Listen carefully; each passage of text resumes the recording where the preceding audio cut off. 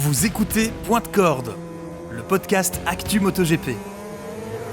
Toute l'actualité de vos pilotes préférés et de la plus grande compétition moto de la planète. Abonnez-vous pour suivre nos autres épisodes. Point de Corde, le podcast Actu MotoGP. Bonjour tout le monde, je suis ravi de vous retrouver. Nouvel épisode de podcast Point de Corde. La semaine dernière, je lançais la chaîne YouTube et je vous avoue, j'ai été hyper surpris et agréablement surpris. Une semaine et 300 abonnés. Pour certains, 300, ce serait pas grand-chose. Moi, je m'attendais pas du tout à ça. Une vidéo qui a passé les 7000 vues. Bref, c'est dingue. Et j'ai déjà hâte de partager encore beaucoup de choses avec vous autour de l'univers MotoGP. Vous m'avez donné des retours, des remarques. Je tiens compte de tout, c'est promis.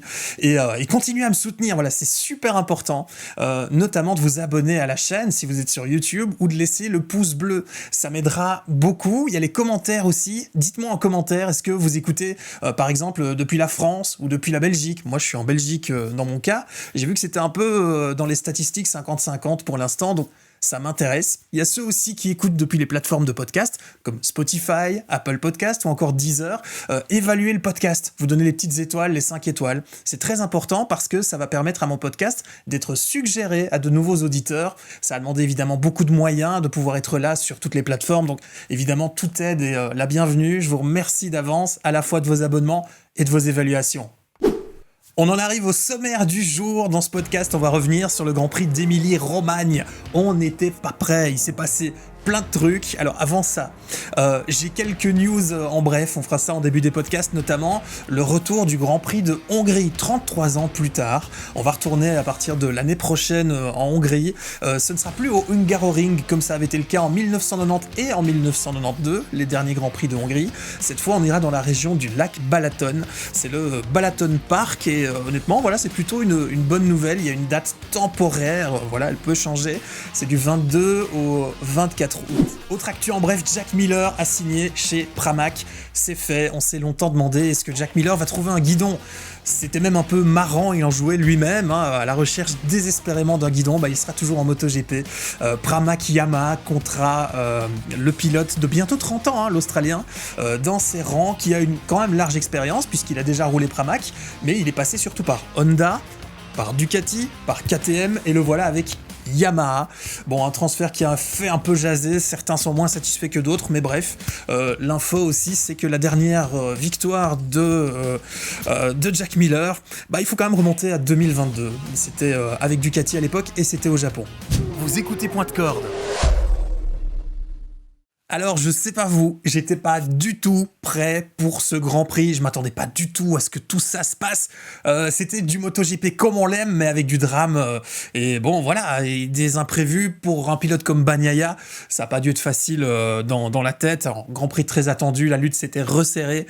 Et des tas de choses un peu partout. Déjà, il y avait des chutes. Celle de Binder. Alors Brad Binder, j'ai l'impression que c'est tout ou rien, mais c'est souvent rien, trop souvent rien en ce moment. C'est dommage parce que le pilote KTM, tout le monde connaît son potentiel, mais bon, les chutes, c'est quand même devenu fort régulier. Il y a un problème, clairement. Alors Pedro Acosta, il est tombé lui aussi, mais je vais plus mesurer là-dessus, c'est un rookie. Il a montré un bon rythme, il a ce style de pilotage. Bon, tout le monde adore le regarder piloter, je pense. Il entre très fort dans les virages. Là, malheureusement, il a entré toujours plus fort et bon, à un moment donné, ça pouvait pas tenir sur l'échelle du Grand Prix. Il n'empêche que le rythme, voilà, il y a quelque chose d'intéressant chez Acosta. C'est un phénomène, ça se confirme. Donc, ce sera vraiment à revoir. Dommage pour cette chute.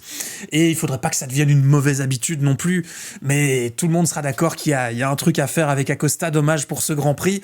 La chute, par contre, un peu plus drama, celle de Francesco Bagnaia, qui a vécu un Grand Prix hyper compliqué. Il y a eu ce départ de course où on se dit, ça y est, Bagnaia est parti, il va nous faire la même qu'au sprint, personne ne pourra aller le toucher. Puis ce retour de Jorge Martin, et après 4 ou 5 tours, ça se passe moins bien au niveau du rythme de Bagnaia. Une fois passé par Martin, on sent que c'est très très difficile. On imagine à ce moment-là que clairement ça doit venir d'un problème des pneus, même si on n'a pas la confirmation, et effectivement le rythme va s'effondrer, vous l'avez vu comme moi, et alors mystérieusement, subitement, ce rythme va revenir et remonter, mais très vite. C'est ça qui est assez surprenant, et là on va retrouver un Francesco Bagnaia qui fait des chronos hyper impressionnants, qui peut même revenir sur les premiers, c'est ce qu'on attendait, sauf que non, ça n'aura pas lieu parce que Bagnaia va tomber. Et là, c'est un peu le drame puisque de nouveau, on sait à ce moment-là que Martin, à part sauf erreur, va reprendre une belle avance au championnat. Alors, à noter quand même, et je l'ai lu un peu partout, notamment sur motorsport.com, que Michelin est hyper attentif et se sent très concerné par ce qui s'est passé avec le pneu arrière de Bagnaia qui s'en est évidemment plein après la course. Il y a eu apparemment un gros gap de différence entre le début de la course et le milieu de course, et ensuite il a récupéré son pneu. C'est assez mystérieux que ça ait été si vite. C'est ce que Michelin voudrait comprendre. Est-ce que c'est dû au pneu ou à la piste? Mais ce qui surprend Michelin, c'est cette rapidité de transition entre la fenêtre où le pneu fonctionne, ne fonctionne plus et refonctionne. Là, ça demande quand même une explication. C'est assez intéressant quand même que Michelin s'y intéresse. Ils attendent les données de Ducati, et quand Ducati leur aura fourni ces données, on imagine bien qu'il leur faudra un peu de temps, mais ils vont les étudier pour essayer d'avoir des réponses. Alors le résultat, il est le même, c'est que Bagnaia est quand même parti à la faute, 24 points de retard sur Martin. Ça limite la casse puisque Martin aurait pu encore engranger plus de points d'avance. Grâce à la victoire de Bastianini, c'est pas le cas. N'empêche, la situation est ce qu'elle est. On peut leur dire merci, cela dit, parce que le suspense est chaque fois un peu relancé et on aura peut-être un titre qui va se jouer à Valence. Ça, c'est tout ce que je nous souhaite. Fin de course actée donc, le duel. Jorge Martin, Enea Bastianini. Bestia, c'est l'homme des fins de course. On le répète souvent, mais c'est vrai. Il a une gestion des pneus qui fait qu'en fin de course, il est hyper performant. Ça s'est vérifié. Il a fait ça intelligemment, revenant dans la roue de Martin, mais pas trop près.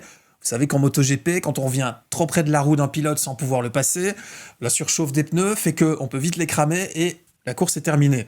Là, il l'a fait intelligemment, il est revenu et il l'a attaqué dans les 2 derniers tours. Ça, on adore évidemment, on adore les derniers tours où ça se joue vraiment, belle bataille. Et ici, c'est là qu'arrive ce fameux dépassement dont forcément il faudra parler, le fameux dépassement polémique d'Enea Bastianini qui va lui offrir la victoire devant Jorge Martin. Dépassement polémique ou pas, n'empêche pas de sanction, et donc Bastianini gagnant, c'est ferme et c'est pas discutable. Mais bon, je vais pas m'en sortir comme ça, je sais qu'il faut en parler de ce dépassement. Alors oui, dépassement agressif, ça c'est clair. Dépassement un peu dangereux, borderline, ça ressemblait un peu à un bloc pass de motocross. Donc voilà, mais là-dessus, il y a vraiment... C'est difficile en fait, je trouve, de s'exprimer sur ce genre de dépassement. Il y a 2 points de vue qui vont s'affronter une fois de plus si on veut vraiment scinder les opinions. D'un côté, il y a le pas de sanction, où on va dire le dépassement, ok, il est agressif, mais déjà, on est dans le dernier tour, tous les pilotes, ne serait-ce qu'un peu agressifs, vont tenter quelque chose, voilà. Et ça a été le cas ici, il y a eu un trou de souris, il est allé s'y mettre. Ensuite, agressif mais propre, personne n'est tombé, voilà, mais bon... Propre, c'est toujours un mot un peu subjectif, là-dessus on sera d'accord. Et alors, David Ettardozzi, par exemple, disait, lui, ils ont freiné le plus tard possible et tous les deux se sont retrouvés à la corde en même temps. Ouais, c'est une explication, mais je sais que celle-là, elle mettra pas tout le monde d'accord. Alors, Bastianini, lui, ce qu'il a dit, c'est que de toute façon, il fallait y aller à un moment donné dans le dernier tour. Il y avait une place. Il dit aussi que Martin l'a entendu et s'est rejeté à la corde. Bon, voilà, ça c'est forcément le point de vue du pilote qui va aller en sa faveur. Alors, dans l'autre sens, on a ceux qui disent « il faut une sanction ». Alors les arguments de la sanction, Marc Marquez par exemple a défendu ce point de vue, alors évidemment il s'est fait complètement incendier, mais il faut quand même écouter ce que dit Marquez. Moi je suis allé sur MotoGP.com si vous voulez voir l'interview de Marquez à ce sujet-là. Il vient de, il a terminé la course et il a vu le replay, et ce que lui va dire est assez intéressant. Il va dire ok, pas de problème avec le dépassement agressif. Heureusement, c'est Marc Marquez. Il en fait si souvent, ce serait quand même un peu hypocrite. Mais ce qu'il va dire, c'est voilà, moi j'ai pas de problème si le pilote, dans son dépassement, le pilote qui dépasse, arrive à rester sur la piste. Ce qui n'a pas été le cas pour Enea Bastianini. Donc ce point de vue, c'est vrai que ça peut se défendre. Et c'est là que je sais pas trop quoi vous dire. Moi j'ai vraiment le cœur qui balance. Il y en a qui sont... comment vous dire ? Je sais pas comment vous faites, mais il y en a qui disent, voilà, moi je suis sûr de mon sujet, on sanctionne pas, ou on doit sanctionner. Moi, plus je regarde cette phase... Et moi, j'arrive à prendre de décisions, parce qu'à la fois, moi, je suis vraiment un défenseur de « attention, on sanctionne pas, tout va ». C'est important, ça doit rester le MotoGP qu'on connaît. Donc je me dis « ok, pas de sanction, je suis très heureux comme ça ». Mais ce raisonnement, il faut quand même qu'on soit d'accord entre nous, il est dangereux si on le prolonge.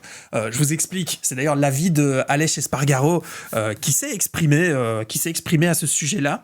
Et je trouve ça assez éclairé de sa part, qui dit « voilà, ça crée un précédent. Maintenant, Les pilotes savent qu'on peut aller jusqu'à cette limite-là. On l'a repoussée un peu plus loin. Et cette limite-là, potentiellement, elle ouvre une porte à quelque chose de peut-être un peu dangereux. D'ailleurs, ça a été dit par Martin et par Pramac après coup, c'est que maintenant, ils savent ce qu'ils peuvent faire à l'avenir. Et ce que Martin veut dire par là, c'est « Attention, si je fais la même chose, pas de sanction ». Donc ouais, on sait qu'en raisonnant comme ça, ça peut être un peu compliqué. Mais voilà, alors Bastianini, lui, nous dit que quand on peut gagner dans le dernier tour, il faut faire ce qu'il faut faire, que c'était un peu à la limite, mais que c'était sa seule chance, qu'il y a plusieurs points de vue face à la situation, mais que pour lui, Martin s'est rabattu sur lui, voilà. On en reste au même avis que celui que je vous exposais. Au final, je suis content qu'on n'ait pas sanctionné. Ça reste quand même la course, mais j'ai l'impression que le même fait pourrait arriver 2 fois dans la saison. On n'aura peut-être pas 2 fois la même décision. Et alors, j'ose même pas imaginer si le même fait concernait, par exemple, Marc Marquez. Je suis sûr qu'on n'aurait pas eu les mêmes échos des médias, du public, ou même de la direction de course. Mais bon, ça par contre, là, c'est mon avis, et il est subjectif, il faut quand même le dire. Pas cool aussi, le bras d'honneur de Jorge Martin, mais là je vais faire vraiment une toute petite parenthèse parce que ça m'emmerde, pour le dire un peu vulgairement, de parler trop de ça. Il s'est excusé tout de suite. Il se serait pas excusé, ça m'aurait beaucoup plus dérangé. Là, il y a des excuses qui viennent immédiatement. Voilà, elles ont été faites.